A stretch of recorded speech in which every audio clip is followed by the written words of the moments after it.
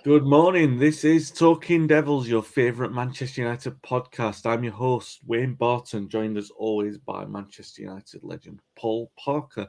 Paul, it's been a couple of weeks. We had a week off for the international break, which is still ongoing, but because of where it landed, that's why we took the week off. How are you doing? You all right? Yeah, I'm fine, thank you very much. Good stuff. What have you been up to? Well, I was at Wembley at the weekend. Okay. What? Yeah, Tell me about this. Obviously, England won. I've read somewhere that the atmosphere wasn't great. There was some fighting in the stands and everything like that. It's been like that for a couple of England games. What? How did you find it? but I wasn't aware of any fighting. I was aware of people throwing paper airplanes. Yeah. So I don't know if that's an act of boredom. There was Mexican waves being started and ending early, and people booing. But I wouldn't say that it didn't feel like a football atmosphere as such. Hmm. I just think at the end of the day, it's about that game. It's a friendly game. People can get tickets. People come from all over the country. The opportunity to come to Wembley to watch the national team. It's not it's not feeling that didn't really feel real to me. I was invited there by somebody, and obviously as one person said before, and I don't want to mention his name. I guess you'd figure out who he is. I was sitting in the prawn sandwich bit, so so which is quite nice and see a few old faces there as well. I played with or played against, so it was quite a decent day for me. But on the football point of view, no, it was all right. I was a bit disappointed about them using VAR though. I don't know why they use VAR in the friendly. Hmm. I, Yeah, a I bit really weird. did. Yeah, I didn't get that. Like the penalty shout. They get the penalty, and they only got the penalty because Harry Kane went and asked the referee, questioned the referee. He went up. That's what he went and done. That's him looking for a goal. If he wasn't taking the penalty, I don't think he would have gone for. He would have said anything. But the referee then put his finger to his ear, and that was it. Yeah, And Kane obviously levelled with Bobby Charlton for international goals, and we saw like in our lifetime. It took a long time for Wayne Rooney to get there. Gary Lineker almost got there. Shearer looked like he was on the charge. Owen looked like it'd be inevitable that he'd be the one who'd do it before the hamstrings got him. And then Rooney sort of came in and he did it, and he got to 53, which we always thought it was a momentous thing. Harry Kane's up to 49 now, level with Charlton passing Lineker at the weekend. Lineker very magnanimous in doing so. Where do you rank Kane? For me, it's difficult. Ben, good morning, Ben. He says that he wants that record. Obviously, he does. It looks like he'll probably get it this calendar year, but I don't know. I feel guilty sometimes when I speak to Spurs fans, and they always say rave on about how great Kane is, and I don't deny that he's been great against us as well. But I'm talking like generationally great. Do you know, like these kind of players who get these records? And Rooney obviously was because he won loads of stuff and broke United's goal scoring record as well. Even though that argument stands against him as well. Just wondering where you stand with Harry Kane. Is it to do with international football having more games against weaker opponents, stuff like that? yeah, I mean, you said it there for me, Wayne. I think they've got, the records now have got to be changed. The 100 caps of yesteryear is not the same anymore. I just think, the amount of games they play.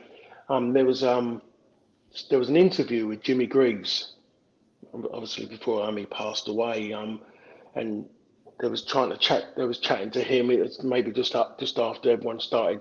We knew things weren't going great for him. So there's an interview with him. I think they ended up cutting it out in the end, but they talked about his record and Harry Kane, and he virtually just come out and said words to the effect of, "I wish I played in as many easy internationals as what they're playing now." And you Yeah, think about the likes of Jimmy Greaves and the Bobby Charlton, and even to a point, definitely not to a point, but Gary Lineker and Wayne Rooney to a point, the international games were more difficult games, more competitive games. You weren't playing in group games where you were guaranteed FIFA laid the carpet down for you to walk through and get to the finals.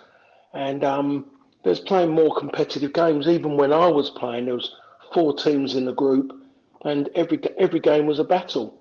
yeah, We play in group games now, and like yes, I mean when I was in there on the weekends, and I was there at the Albania game, and I was there at an Andorra game. and they've got the ex-pros come up and they're going, so what's the score going to be today? And the person's going, what's it going to be? Is it going to be 5 or 6, or do you think it's going to be more? And you suddenly, I thought I was in a high-class bingo hall. It was, and that's what we succumb to, group games, and we're going to get that with what was at the weekend. We're going to get that in group games as well, where it's a case of winning, but a case of people want, when you travelled a few hundred miles, you want to see goals, and that's what we've come to. So when it comes to international football, get me to the tournaments as quick as possible, because qualifying is sheer boredom, in my opinion. Yeah. That's why a lot of people switch off from it now. People haven't, I think, say the real football fan, the one who really wants to just see a competitive edge, doesn't really want to watch England internationals anymore. And the Nations League is going to be an interesting one, because you're going to have Italians, and we've got the Italians who are going to have to eat humble pie and going to have to come back to Wembley and have a go and prove themselves. And then you've got Hungary, who are decent and progressing, and obviously Germany. And we just don't know which way the Germans are going at the moment, because German football isn't that great at this moment in time defensively. So there's decent Nations League game, but when you're talking about qualifying for the two major tournaments, the groups we get given are not very good. And what happens is that you take, and when you're qualifying, they're the backbone of your games to go into a major tournament. We're playing weak games. We're going into tournaments quite spineless, and maybe that's not helping our cause, even though I believe it's much easier now to win a tournament. England have got their best opportunity now to win a tournament. When you get to a semis of one and a final of another, England was struggling to get a final before, when all of a sudden you look at it gone bang bang, you say to yourself, things have lightened a little bit now. It doesn't matter how people come in. I'm going back, watching international football from the 70s, and the quality, or I should say, it's nowhere near as good as what it used to be. And maybe the breakup in Europe has caused all that, with these small countries now, on a footballing point of view, just not strong enough, because they've lost collectively a lot of players through a breakup, and you're only getting one or two, going to those other countries. Yeah. No, yeah, absolutely. And I'm with you on that. It just doesn't seem. Don't get me wrong, England getting to the final last year was a major achievement, and it brought the country together at a difficult time. But it just doesn't seem the same as it used to. With me, that's just like Ben, obviously, is a Welsh lad. It feels really different watching international football when you're not an England fan, to be honest, Paul. Not fan friendlies. Nations League has been great. Yeah, I think that's the. Let's get talking about United. If you're watching on YouTube or Facebook, feel free to get your questions in and join the conversation. If you're watching the replay, do feel free to comment, and we do reply. Like and subscribe to the channel as well. I really appreciate that. Before we actually begin, let's get some housekeeping things out of the way. Angling Outlaws, which is Paul's show on BT Sport at the moment. Paul, you told me about this a little while ago. Gone fishing. What's all this about? What are you doing? I like the way you asked that question. What's this all about? This is all about 4 ex-pros fishing with world champions or British champion carp fishermen or other kind of fishing, fly fishing. And it's just an idea from a man called Stuart Lawson, who loves his fishing. He's got other businesses, but he's got his own big fishing. I was about to say shop. It's like a fishing warehouse with this great big enormous tank, and I mean a tank, massive. It's got to be about 15 to 20 feet high, and just the same going outwards as well. It's just full of in his big warehouse, and people travel from all over the country to his actual shop in Billericay. And so he decided, and he's gone and bought some airtime with BT Sport to get his own fishing show going. So that's what he's gone and done. And last July, me, Tony Gale, Frank McAvenny, and Paul Walsh, we virtually none of us had fished before. We were asked by Stuart, would we be happy to go and do it? And yeah, and we went around 3 different lakes around Essex. and it went really well. I mean, we had some laughs. The first couple of days we were laughing and joking, and typically being ex-professional sports people, it got competitive, and the laughing and joking turned to snide comments and you know criticism and a little bit of bitterness when someone pulled out a big fish, and it turned out fun, but in a competitive way, which felt good because it hadn't been like that for a long time. Yeah. A long time, Generally, you used to get it when you played in games, old pro games, but you got that, then all of a sudden you forget about it because all of a sudden the bones and muscles start aching after, and ask yourself the question, why have I done that? But for me to be able to sit still and maybe for like 7, 8 hours of the day, not even think about my phone, it was in a bag out of the way so it didn't fall in the water, get wet or anything, and not even be bothered even to look at it to see what's happening out there. It says, what a difference it made to me. So we've done that for the week.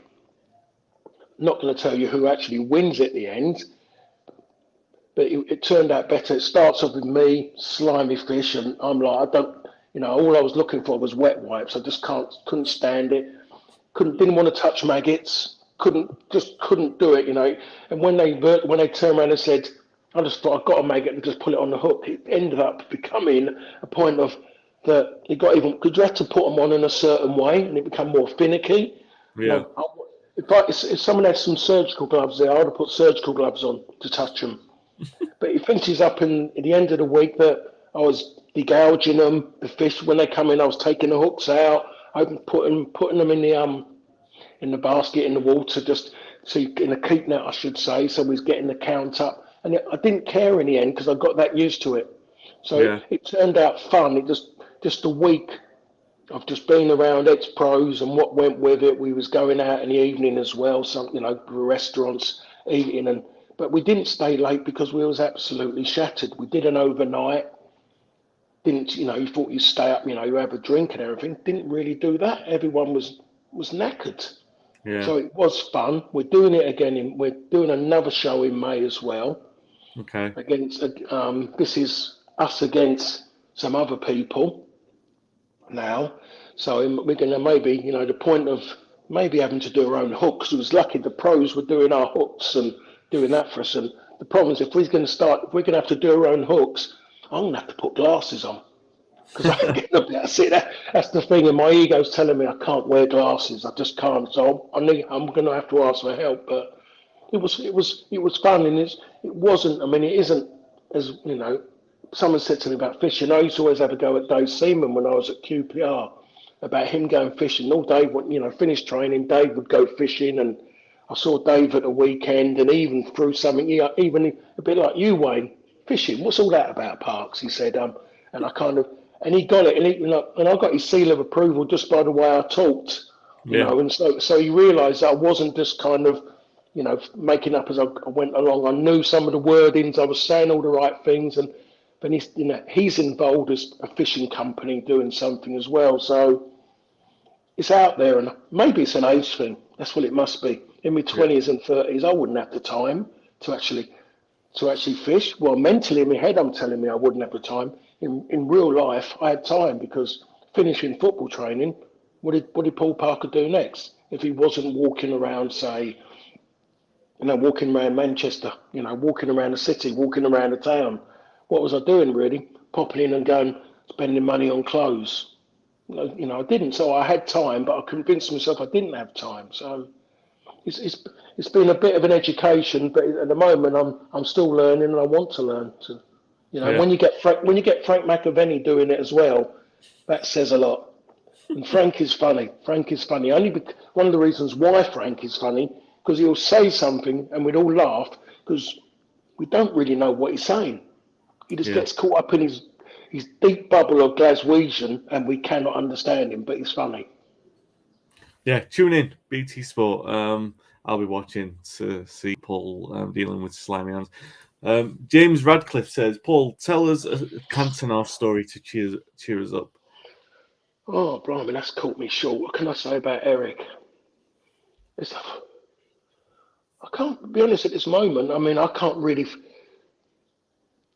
There's something, people just talk about the main one. The main ones really was when we went to the event, which Lee Sharp tells it much better than I do. And we turn up at an event at the town hall. I don't know if you heard it, Wayne. Sharpie uses it on his after dinner, and Sharpie does it absolutely brilliant. But the long and short of it is, we turned up at an event, and I was very, again, I always say this, I was very fortunate at United that, not fortunate, in fact, of having to sit at the table with councillors at Trafford, or going into Stretford Town Hall. And, the first time I sit down at a table, and you have to sit, and you're on a table on your own, so you sit around with maybe like 9 other councillors there. Because I think the first time I went there so it would have been 91 I went there, but I just went along because the lads had just won the Cup Winners' Cup. So it was a celebration of that. So I'm kind of just sitting there, and these people are sitting around, and I'm sitting with them. And so you play for United? Yeah. Are you in the reserves? Like that. I'd only been there 2 minutes, and that was a positive step. And that was my welcome to sitting with councillors at a town hall. But I think this one must have been after the first title. So it would have been the 93. So 93, we're at the town hall, the start of the 93-94 season. And we turn up at this dinner and at this event in the afternoon. Everyone's got collar and tie, blazer, club shirt. We had the honours there, grey trousers, black shoes. The boss, we all had to wear the same. Had to. If I remember rightly, it was Neil Webb. Neil Webb was there, and Webby didn't have a tie. Kiddo wanted to give him his tie, but the boss said no, sent him home. So we're all in there, and we're just all standing around, just chatting to each other. And Eric turns up. Eric had virtually cut his club tie, which he was wearing his club tie. He'd cut it down to like a Paul Weller look. Yeah. His jacket was he said the table tennis lapels, he brought them in and virtually made them into slim ones, a Paul Weller kind of jacket. He had the shirt on, he had the trousers on, he had a red pair of Nike trainers on his feet. And we're just all like virtually just looking at each other, just going, wait until the gaffer sees you. Wait until the gaffer sees you. And we're just there, and we'll be honest, we all love it. We all loved Eric, and we all still do there, but we just wanted the boss. We really wanted the boss to have a go at him, because what we'd better endure wearing. And the boss has looked at him, and he just virtually gone, oh, you lot, you lot, you just can't dress as good as Eric, can you? and we just looked at each other and went, it's Eric, it was him. He just had this way, and he could, in certain ways, Eric could just put a black bin liner on, and he would still look maybe $1 million. It was just these, I'm not even going to call it a swagger. It was just these stance, his body shape. He was upright, and he just had that way about him that he could carry it off. Then you had someone like Lee Sharp, who was maybe the smartest hippie in town. Yeah. Sharpie he wasn't, Mr. Designer clothes or anything, but he wanted to be a bit dressed down. He'd walk in with a Paul Michael Glazier kind of jumper on, cardigan jumper on, baggy, and big boots on his feet. But he'd be the best dressed tramp in the world. But he had this thing about him. There was just certain players who could get away a bit. Sharpie in that kind of relaxed way. Even Sharpie now, Sharpie of today. Yeah. I see him sometimes on pictures on Twitter and things, and he's still the same person. I've done a dinner with him in Stockport. Me and him was on a stage at Stockport, the theatre there, and I was with him, and he was still the same. Absolutely, still the same laid-back person. Sharpie in theory should have been born black, sitting in a hammock, rocking in the Caribbean with a red stripe in his hand, and that would have suited him unbelievably. As long as he's got a golf course around as well. Yeah. Oh, that's Sharpie. Great story that on Eric. Let's unfortunately talk about United at the moment. So the last game was against Atletico Madrid. They came and did exactly what was expected of them. United pretty much did what we've seen of them in recent months. They started quite well. It looked like it was going to go well, but they got control of the game. They took all the sort of sting out of it. They scored. then they did all this sort of gamesmanship in the second half. I read somewhere, Paul, the ball was in play for less than 12 minutes of the second half, if you can believe that. Now, I'm all for gamesmanship.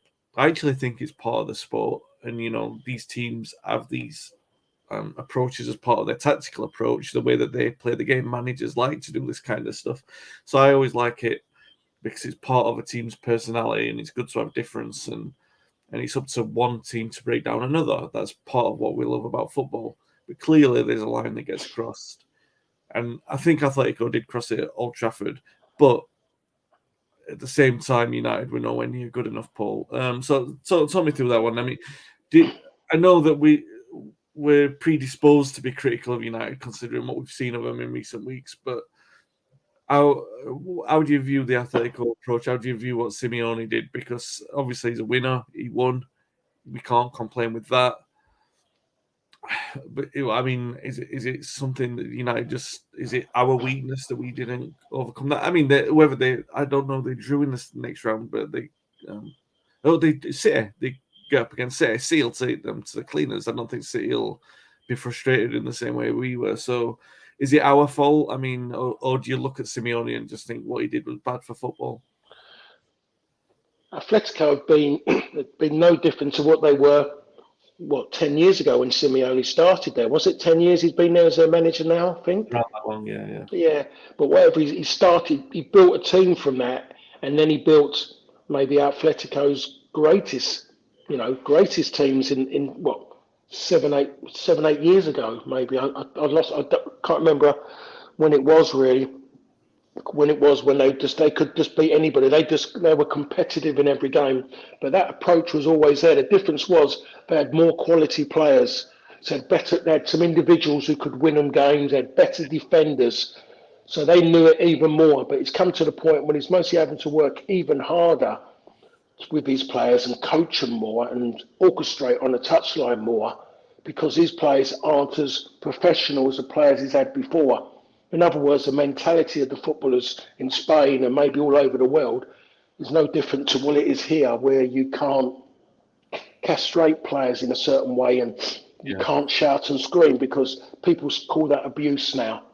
Asking people to run and work hard and virtually go out there and give everything, blood, sweat and everything for your teammates. You can't ask that because that's what they'll come back and say. Someone write a letter to someone and call it abuse. But he's getting the best out of his players and what he can. He's getting to the point where even he's going to have to maybe move away from that football club and maybe to a different football club who are playing a different way for him to maybe evolve in his coaching role for what he's doing at Atletico, which is he has to bring a certain amount of success with the club and obviously himself. He needs it for himself. Has he gone past his sell-by day now? Has he stayed there too long and he can't get out of that mode? Maybe the same as Mourinho in the way he is and the way he manages. He can't change his way. Maybe he might be the same, Simeone. But they come there and they played in the same way as what they're going against City. They treat every team the same in the fashion they play. The difference is United haven't got the right players, haven't got the right disciplined players to deal with it. There's no point waving your arms in the air and blaming other people and moaning when things ain't going right against Athletic because that's the way they play. Don't moan at the referee all the time when one of their players go down. Yeah, and do that. Yeah. It's pointless doing it. It's pointless. And when you've got players on the pitch who do exactly the same, but not willing to accept it the other way around and kind of go, okay, and just go up to them and maybe just give them a smug smile or say something sarcastic to them. That's the only way you can do it. No point fighting fire with fire, screaming at them to get up and screaming at the ref to tell them when you're looking for the same. And too many players got involved in personal battles without doing their job. And you look at that game, and that game, the way it was, I look at it and I think to myself, two people come out of it, in my opinion, Fred and the goalkeeper. Story of this season. Come out of that game. People will come and say, everyone talks about De Gea because he's one of the problems I keep seeing all the time. I don't know who these people are. I want him to explain to me what that means. Well, he's part of the problem. Oh, mate, he's doing what he says and he's top of his his thing as being the goalkeeper, make saves, and he's making saves. Oh, his kicking's poor. Well, I'll tell you what, if you've got a goalkeeper who's a better passer of a ball than what you are, or the other 9 outfield players, you've got to look at yourself as a footballer. Yeah. Why is the onus on the goalkeeper, in my opinion, by the way? I don't want anyone jumping down my throat and me question everything about goalkeepers and about football in general. But why does a goalkeeper have to be great? Why not kind of give it to an outfield player who are generally used to be born to play with the ball at their feet, and let them do the job? If he has to clear his line, he clears his line. If he can find someone with the ball, we should go fantastic. If he doesn't, we go, well, he's a goalkeeper. It's like a defender. When a fullback goes forward, he knocks a great ball in. We should embrace that rather than saying, well, that's what he's supposed to do. No, his job is to be a defender first. Yeah. No, yeah. We've gone too far with it. He made a great save against Madrid as well at one point. Yeah. I think. I'm trying to think which one it was. Was it the header? I'm trying to think. I can't think what it was, but it was just before they scored. They scored, but I mean, he obviously counted for nothing in the end. United are out, as you would expect, because they weren't good enough to win the Champions League. They're not going to win anything this season. I still don't. I'm not sure about this. The tactics that they employed in the second half. You're absolutely right. As I said at the start of when I was introducing that piece, I do tend to agree that because I like the idea that teams have different kind of approaches and stuff like that. Ben says football has gone this way, though, hasn't it? There's a feeling that you have to play a certain way to be successful. Yeah, but you're absolutely right. But then I think when you see Simeone do what he did, obviously because of the decreasing quality of the Atletico Madrid side, it's effective against teams who are worse, like us. It's not going to be as effective against a City or a Liverpool. Although they did win against Liverpool a couple of years ago. But we're talking. I reckon if they tried that today, it's not going to work against them. It'll work against us. Not going to work against them. And it's for us to try and combat that. I still do think that when you look at what they did in the second half, it went a little bit too much. But we played into their hands, like you said, with the histrionics and stuff like that. We made it a big problem for ourselves as well. The 12 minutes. I think the way that the reaction kind of made people stop talking about the performance. Yeah. And that's the thing, you see, and that got taken away. And it was never meant that way, and people haven't talked about the performance. All they talked about is about what the athletic players were doing. And if you look at the performances of the players, it was poor. If you look at, as I mentioned, the discipline of the players, instead of just turning around and getting on with it and just keep it going, they didn't do it. They allowed the game to stop because they carried it on a bit longer by harassing the referee, and things like that. Your argument is with the player, and you're going to maybe say something, you're going to walk away, but there's no point. The referee, and I keep saying it, the referee has made a decision, and if he allows you to change his mind, then obviously he can't be in that job. Yeah. So when he makes that decision, you've got to accept, wrongly or rightly, that's it. So I don't know why players keep going on and on and on. It's just, I don't know. Maybe because I'm getting old. Maybe I'm trying to think, was I just as bad? I don't think I was. I'd mostly say me bit. I'd shrug my shoulders knowing that I was never going to win the battle. So why bother? Because you're not going to get there in the war. So it's terrible. And it was just the fact of immaturity and ill discipline that cost United, giving themselves the chance to get anywhere near winning that game. Because as you mentioned, everyone never really believed they was going to win that game. There wasn't enough there.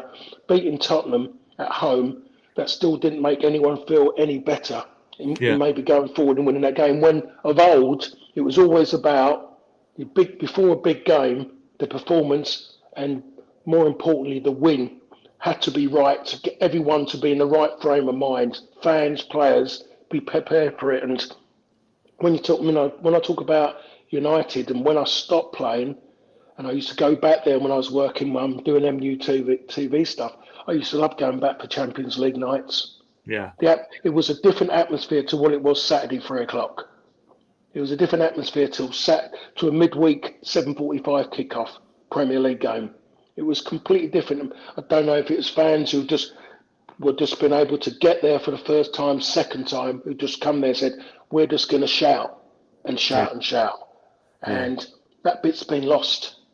That's been Also, lost. I And mean, the away fans as well. The away fans like tend to make if they're coming from overseas. Like the Atletico fans were great. To be fair. You do tend to find that European games. A couple of comments on De Gea before we move on to the next part. Red Angle says I guess it's more to do with De Gea's inability to command space in the box. And Patrick, good morning, Patrick. Hope you're doing well. Regular viewer.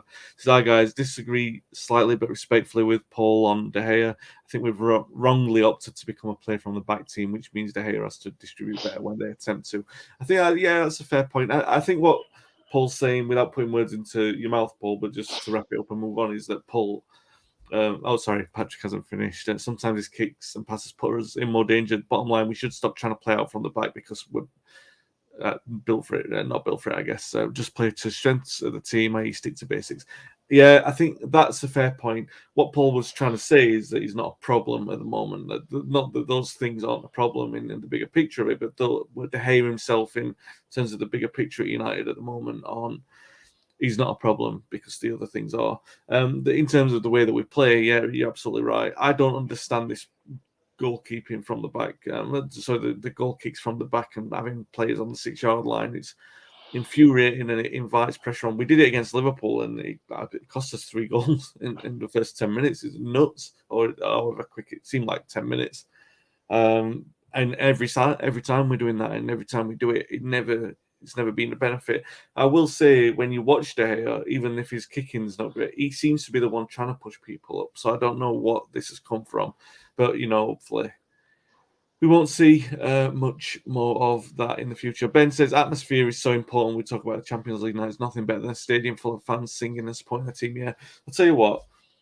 It's been a crap season, but that's been one good thing, is that we've been back at the games and been able to see people, and the atmospheres have, by and large, been pretty good, even though when the results have been bad, it's turned a bit toxic and nasty. So let's talk about the new managers, Paul. Apparently in the last couple of weeks, while we've been enjoying our time off, obviously I never enjoy my time off away from yourself on a Monday morning, but thank you.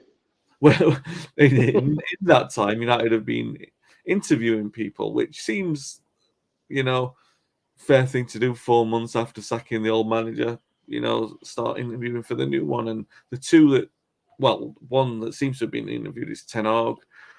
Pochettino is the other favourite in there, the two favourites, which were the favourites from day one. You can understand you don't want to be appointing people who are in a job, but at the same time, you've got to kind of do that, because otherwise, I mean, it's going to take an unemployed person. That's how we got Ferguson. That's how managers are hired and fired. But he says in the morning press this morning that Luis Enrique is appearing as a surprise candidate. We've talked about Pochettino and Ten Hag before, so there's no need to retread old ground with that. I know that you're leaning towards Pochettino if United are going to hire someone in, but I want to get your thoughts on Luis Enrique, because he has come up today in the press. He's manager of Spain. He's won 2 league titles at Barcelona. He's won a Champions League winner as well. 2016 was the last league. 2015 won the Champions League. Manager of Spain. He's taking them to the World Cup. There's the talk that he might take charge after the World Cup. I want to get your opinion on this first of all, Paul. Well, where do you stand on Enrique? Even if he's the right man, is it, say if he's the right man, if he's the man that United have identified, are they wise to wait until after the World Cup to wait? No, of course they're not. You can't be Manchester United. In theory, you can't be a football club if all of a sudden you're going to be talking about now and starting a season with an interim manager or a caretaker manager, as it was called before, in charge until after December. It doesn't make it. I can't work that. I don't see how that can work. They've got enough problems. The place needs discipline. Yeah. How are you going to get discipline from players? It's allegedly, is Enrique then going to turn and say the players he wants to be there for when he arrives in December? And but those players, he got them for a reason. They needed to be coached in a certain way and managed. But he's not going to be there as such because the most important for him. Spain had a big problem, didn't they? I think before the last World Cup, when with the sackings of the managers, and then they had all that. They're not going to want to go into a World Cup with those kind of issues around them again, because if they go into it that way, then their federation, their football federation, is going to be just as bad as what happened before. Yeah. So that can't be happening. It's just another name thrown in. I really can't see him wanting to take that job on, in my opinion. Not in the way it is. It's great that, again, some journalists decide to throw this one in the melting pot because of United's indecision and poor management from the top down. Yeah. So that everyone's just doing that. All they've got to do is just name someone and get it done ASAP. So everyone knows what's going on. Certain players will know that their time's up. Certain players might be able to regenerate something within themselves to get themselves push themselves back into the frame to actually maybe to play regular football. Yeah. Patrick says, is Luis Enrique a realistic goer? He's taking charge after the World Cup practical.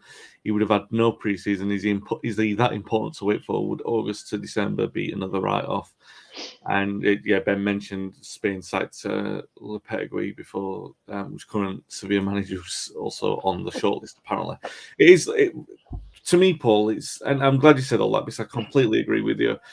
It doesn't, even if he was the outstanding candidate.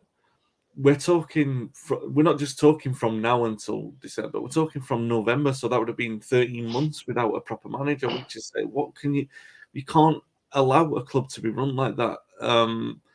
Which I think like 4 months is a long time to not have a clear, real plan. And all right, so they've been doing things, they've been getting things in place, but it's a disconcertingly long period of time to be dragging your knuckles on this one. Dragging your heels, even because look, yes, the managers are in employment at the moment, but it's just the way that football has worked over time. Like you acquire a manager from a club who's doing, that's the way that it happens. And to me, it looks like it's going to be Pochettino or Ten Hag. Neither of them scream. I'm not convinced completely by either of them. I easily can see a downfall. So I'm not saying that I'm being critical of them in advance. I can see a downfall where as soon as the struggle comes in, because it's going to be a struggle, that there's going to be an outpouring of criticism against that manager and justified criticism, and people will be saying, oh, well, they haven't won anything, or they haven't managed in the major league and all that. Or Ten Hag we should have got him 6 years younger if he was better, or all that sort of stuff. You can predict that it's going to happen. He's fountain of knowledge about football. Yeah, they're all out there when things go bad. Yeah, and it's all predictable. It's all that sort of stuff, and it's the same stuff that we went through with Solskjaer, and all of it is basically at the contradiction of what patience brings you, an investment into a management's idea. I'm with you. I think more inclined to think that if I'm more convinced about anyone that's available, maybe Pochettino. But then again, I do like what Ten Hag's doing, but at the same time, I've got all those kind of reservations, and really, I don't think. I just think that the Enrique thing, it's funny that we're talking about him and that he's emerged as like someone who the press are talking about today, but tomorrow it will be a different name. Dave, who's the editor of the channel, basically, his favourite is Enrique for it, but I just think it's a long time to wait, and I don't know if he's that convincing a candidate. But then again, that's where we are with all of these people. I don't think that there's an outstanding candidate there. One of the people who might have been talked about as a candidate would have been Brendan Rodgers, but we're coming up against Brendan Rodgers' Leicester at the weekend. He's definitely out of the picture. He's not going to be talked about. Leicester won the FA Cup last season, but they're 10th now. They've won 3 from the last 4, but they haven't been particularly impressive. It does seem like we're entering that flat period that teams under Brendan Rodgers tend to experience after the Lord Mayor's parade kind of thing. But in the same way as Simeone's team, you bring them to Old Trafford, and because United aren't pulling up any trees at the moment, they're still inclined to be able to do a good job there. Jamie Vardy's having a decent season. James Maddison doing quite well. In fact, before we get on to Leicester, I'll take to Red Angle's question here. Guys, what do you make of this suggestion that 4 to 5 years rebuild is just the owners lowering expectations? Like Scholesy said, an elite coach can make this team win trophies soon. Paul, I'll answer this one quickly before you. I don't know about 4 to 5 year old rebuild, but look at it. First of all, look at the teams that we're competing against. City, Chelsea, Liverpool. Are we at that level yet? No. So let's say like 18 months. We can't say that we're on that level. 18 months. Look at where we'll be in 18 months. Will De Gea still be a first team player? Will Ronaldo? Probably not. They're the two best performers of the season apart from Fred. So what do you do with that? You've got to. That's part of the rebuild as well. It's not just getting rid of the players who aren't good enough. So I don't want to say 4 to 5 years, but I do think it's going to be a massive rebuild that's going to take a lot of patience. I don't see that there's a spine in there that convinces me that we're ready to where do you stand on that, Paul? How long is a rebuild? Is it the owners lowering expectations? Do you think that, let's say Pochettino, do you think he can come in and make United compete next season? Not compete to win a league. Definitely not to win a league. You can't just suddenly bounce back from where United are and win a league. You can't do it. Not unless even they'll have to give you pots and pots of gold to go and get what you want, and you're not going to get all of them, even if you wanted to. But I think it's about winning a trophy. For United to win a trophy, then maybe a Pochettino, even maybe more than what he was at Spurs. You've got to remember that when he made players at Spurs, he didn't go out and buy finished articles or so-called near-finished articles. He made players' names. Players got into the national squads, i.e. one of them now they're talking about is who's struggling now at Everton, Dele Alli. Already struggling. And look at Dele Alli under Pochettino. Bought him from the first division. They still talk about that when in theory that happened a lot when football was football pre-1992. So it happened a lot. But so yes, you can go and win a trophy. If you're talking about them winning Champions League and the Premier League, we're looking at. We might be talking what Scholes is talking about, but to go and win a League Cup or an FA Cup, and we're talking about then United going back to being what they were maybe seen as in the middle to late 70s and the early 80s, and the 80s, I should say, as an FA Cup team. But you need to build somewhere, and United need a trophy. Pochettino needs a trophy. It's mad. Well, you just said it like that. United need to improve to get to that standard, which was still underachievement. It's mad to think of. Ben says, in a good comment here, there's the only way to plan to get back to the top is to do that, right? You need to plan 5 years ahead, maybe even one manager ahead. And yeah, it's a good point. Well, Liverpool with Klopp are the best example because they've got him in. He's probably the best coach in the world, and it still took him 4 years to get them to be where they are and to be as monetarily successful as they are doing, and the way that they play the game, not in terms of winning everything, but to be as realistic challengers as they can be to City. And obviously United have that in terms of resources. Even with the owners in place, United still have the capability to do what Liverpool are doing because they've got all the same kind of tools. They just don't have the finances that City have, but it doesn't mean that they can't be challenged. Do you know what, Wayne? We talk about City, talk about Liverpool, we look at monetary. Liverpool's strength has been the players they've bought in. Yeah. That's what you look at it, and you look at the players that come in, they've hit the ground running. And there's ones who come in, Konate, is it Konate? Yeah. He's come in. He made his debut, I think, at Old Trafford, wasn't it? He made his debut against United, played really well, and hasn't hardly been used since. Just little games, but he's come and done well. And it may be the way that he manages those players, but I look at the way they buy players, and they hit the ground running. Diaz hit the ground running and running quicker than his feet were going when he was lifted off the ground. You look at the one, 45 million on Jota. You think to yourself, how did they do it? Then you look at what United have gone and spent on it, and it's still if buts and maybe. I talk about Sancho, and And I'm not like anyone, the majority of people.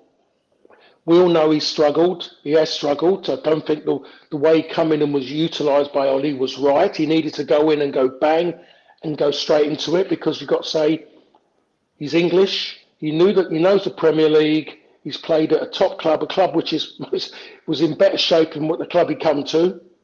The football was better there for him than what he come to. Let him feel his way in, but he didn't get the opportunity. 5 minutes cameos, but everyone was questioning why he wasn't in the England squad. He wasn't in the England squad because he wasn't playing well enough consistently. You're seeing flashes. Yeah. Diaz has come in, and it's not a flash. You're seeing something genuine, and you're seeing consistency. Yeah. He's frightening. And that's the difference. It's the difference in the buying. It's what they want to spend money. I think in certain ways, United think they've got to spend a load of money on somebody and then use them as a marketing tool, rather than think the priority is that when they're playing football and they're playing well, that's when the marketing tool side of them steps forward while they're playing good football, not just to go and get them and then hope they can. And then fitting into what a manager wants to work with. That's the thing. Diaz was bought for someone to fit in. Now, was he bought because maybe Salah might not be staying, or Mane might not be staying? We don't know. I mean, they've still got Harvey Elliott there as well, who can fill one of those wide roles. They've got Diaz, who can fill one of those spaces. So they've got an array. And if they keep all of them, that makes them even stronger for next season. They kick off next season, and haven't even talked about buying in the summer yet. So they're far and away ahead of Manchester United. Yeah. And it doesn't matter how much people say, but look how much they spent. Yes, they might have spent a lot, but they've spent wisely in the way they've gone and bought, rather than just go and buying big, spending big because the press has said something, and all of a sudden that adds value to it. So. Yeah. That's the way things are at this moment in time. Yeah, loads of comments coming in. Patrick says, if we do things right now, if we do the right things now, is to be realistic title challenges in 2 to 3 years, given the resources they have. Yeah, I think that's probably fair. The problem is the executive management failed to do the right things. Yeah. Red Angle says there are so many parallels with the Spurs squad that Poch took over and what we have, where we are now, that it'd be almost criminal not to go for him, in my opinion. I think Paul's with you on Pochettino. He says, yeah, 100% agree with you. Ben says that what worries me about United pursuing Rice for triple digits, can't we find an equivalent for less and improve other positions as well? That's where you're coming from with Diaz, absolutely. And then this is one thing, we'll touch on this before Leicester, actually. And not necessarily with Bruno, but Patrick says new contract talks for Bruno with 3 years remaining is another example of poor decision-making. What's the rush? If the new coach isn't keen on Bruno, will be stuck with higher earners he can't sell. This is the point which we've made before. Let's not talk about Bruno, because we've been critical of Bruno enough, and it's not to do with his overall contribution because he's worth a new contract, blah blah blah blah blah. And he's, in terms of his goal contributions and assists and everything like that, he's still up there. It's to actually do with the composition of the squad and not having someone in directing it. When Solskjaer was interim manager, just 6 months after Mourinho wanted to get rid of Martial, and Solskjaer was interim manager, within weeks of Solskjaer being given the interim role, so he wasn't even permanent manager, Martial was given a massive new contract, as if like it was a big, FU to Mourinho. And obviously, we've seen that it's probably not the best decision to have given Martial that contract because it hasn't been worth it. In the same way that, we could have sold Pogba in that summer as well. So I'm not saying back Mourinho, but back the manager with his decisions, and you're going to have a greater discipline over the dressing room. Is this going to be a problem here? I guess Bruno is the example that we use him because he's the case in point. He's the one who's given the negotiation for the contract. But isn't the bigger picture here, Paul, that we shouldn't be taking... This is the problem that you get when you don't have a manager in charge. This is the problem that you leave yourself lumbered with because players are running down contracts. It's not even the case of Bruno, really. It's to talk about Pogba and Lingard. What if Pochettino came in now, and he even if he came in July, and let's say that Lingard's gone, and let's say that he thought, do you know what? I could have made Lingard another Dele Alli. he could have been my player to do something like that. This is the problem, isn't it? If you don't have a manager in charge, you're leaving yourself open to decisions being made that are going to affect you in 2 to 3 years' time. Yeah, it is a big problem, and you're damned if you do, you're damned if you don't. The way things are working with contracts, you're worried for yourself. Oh, Bruno might go for nothing. You look at the age of Bruno, you think to yourself, in 3 years' time, you like to have thought you'd have nurtured someone through, or you'd have gone and bought somebody, integrated them to be able to go and play in that role. So I don't see a point of making it go into 4 years to go and spend more money. And like you say, another manager comes in and kind of thinks it's not what I'm looking for. These decisions shouldn't be being made until they get the person in charge. And someone might say, oh no, but that's what he's for. Rangnick, he's there. He's the one who's going to be working. It's not him, it's the manager. He's the one who's going to have to be there day to day. The player mostly relate to him as the director of football or general manager, well, it is, because he's the one who does all that side. But when it comes to the football, it's the manager. He's the one who's going to have to discipline him. And if the player knows that the manager's coming in has got him anyway, he signed his new contract, there might be a little bit of animosity there already on that side of it, especially for me. And it's blatantly obvious now. What you can see it, you know it when a manager hasn't signed a player. You feel it, you know it. You see it the way things are, that something's been given to them, and you've got to get on with work a bit. It doesn't matter how good you are, and whatever it is, and how you are as a person, you will show that because it will come out. There's only so long that you can play the game as a card player and keep that straight face. It's always said, Sir Alex has always, the one thing you've got to try and do is not to bear grudges. Don't bear grudges. You've got to work with that person until such time you find someone as good as or better, and then you move them on. That's the way it's got to be. And United have given out far too many of these. When they said about Bruno's contracts running out, I think to myself, oh, blimey, he's only got a season to go. When 3 years to go, you go, what is the rush? Let him. What happened to that desire to work hard and prove a point? But everyone's, but he could go on a free, could let him go for nothing. So what? You've had a good run out of him. You paid him wages. He's not 17, 18.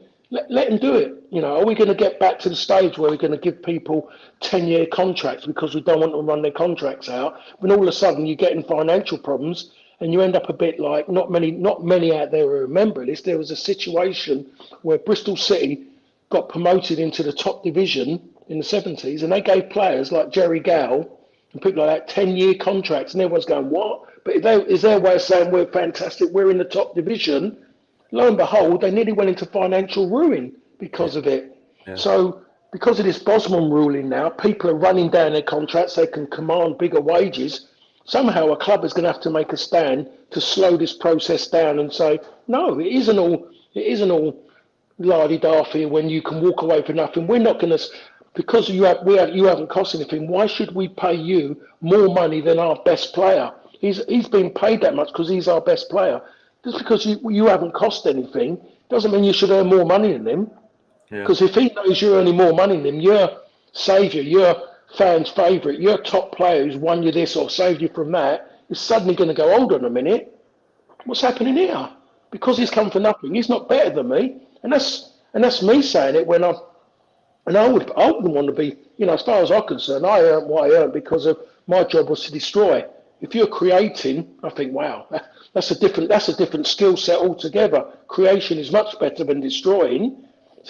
So somehow this process has got to be slowed down. As good as it was when this all started in the 1997, wasn't it? I think it first started in 96, 97. Somewhere it needs to be amended to protect clubs, because clubs now are in a position now where agents are coming in. Agents are earning fortunes from it. They're the ones they walk away smiling while players thinking, I don't really want to be here, but I've been forced into it because my agent says I'm going to get this. I can go for nothing there. They're going to pay me more than that other club. What about going to the club that you believe in, the club that you kind of like to play for and play with the players you like? So anyway, I've kind of moved on there. Going back to it is that I believe Lingard's got in his position. If he wants to live by the sword, he dies by the sword. He's got to move on. If he's run his contract down, regardless of a new manager coming in, if he might want to turn around and find out now who the manager is and find out whether or not the new manager wants him because he wants to be at United. But he might have missed that boat now. I think that boat might just happen for him the way it works out. And let's see where he goes to from there, because maybe a few doors are shut for him now. Yeah. But on the Fernandes one, just for me, how he's been of late, I'm not liking what I'm seeing. I forget goals and assists. It's about what is happening within that. What is happening within that dressing room with his behaviour, because his behaviour is one that I don't like. Yeah, well, we've talked about that before, and maybe it'll improve by the end of the season. Maybe it's indicative of the struggle. It's a lack of a manager. Maybe a manager who's gonna make him or break him. Yeah. So sorry about that. We drifted onto a million different topics there, but very quickly, Leicester this weekend, 10th place. They won 3 from the last 4. They haven't been particularly great this season, and they are in that the Rodgers flat period that comes after they do something, after a Rodgers team does something good. But like Simeone's team, like I said earlier, they're going to come to United and still feel emboldened that they can get something because they've got players who can pose a threat to United's vulnerable areas. They can dominate in midfield. They can create chances against that back line, which they've done in games that have played against them before. So they'll be up for it.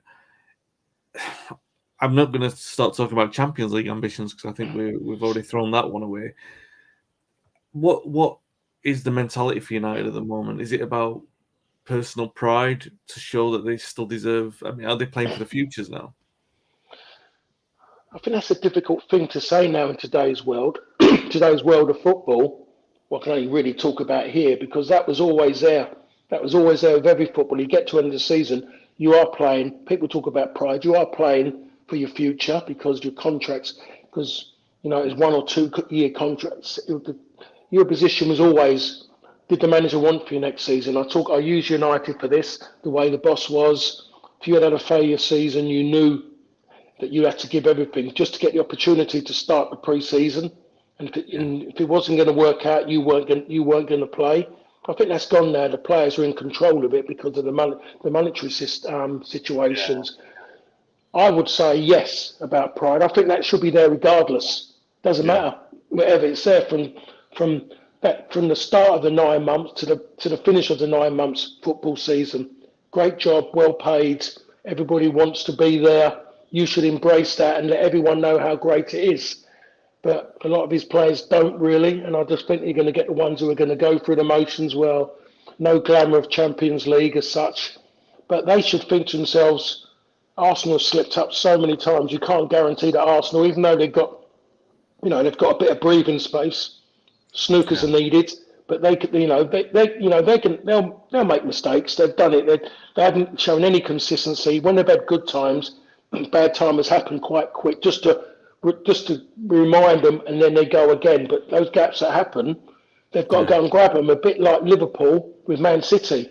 Yeah. When a certain betting company has gone out and paid up and then winning the league, and all of a sudden now, it's a big change, isn't it? Really. So it can happen, and there is going to be a sniff of it. United aren't out of it. They've got to go out and try and win every game in front of them now. That's all they can go and do. And players should be maybe definitely looking for personal pride. 1, for a new manager coming in, and 2, if it isn't going to work out there, let other managers know that they've got a bit of heart about them, but they're still going to go out there, still willing to put themselves out there, even though they know in certain ways they're not going to be at that club. Because a lot of people say, well, he's not going to be here anymore. He's thinking he doesn't want to get injured when he goes to his next club. When as a manager, you want someone like that because you know you can trust them when they go out there that they're going to give you everything. Yeah, honestly. And that's what that's what you're looking for. You're looking for like a Brian Robson. Yeah, that's what you're looking for. The first game of the season is no different to the last game of the season, regardless of what's in front of you. You go out there and you played the last game as good as you did the first game, and in the same fashion with the same mentality and same beliefs. If only we'd played every game like that. 5-1 against Leeds seems a long, long time ago. That game, but yeah, we will be back next week to talk about whatever happens against Leicester. If it's United back in with a sniff of the Champions League or out of it altogether, or in limbo, as seemed to be the case for much of the second half of this season. We will be back for that discussion. Thanks for watching, guys. If you're watching live on YouTube, please give us a like and subscribe to the channel. And if you're watching the replay, do feel free to comment in the comment section because we do reply to those. Thanks for joining this week. Great chat. We will be back next week. Until then, stay safe, stay well, and thanks for listening and watching.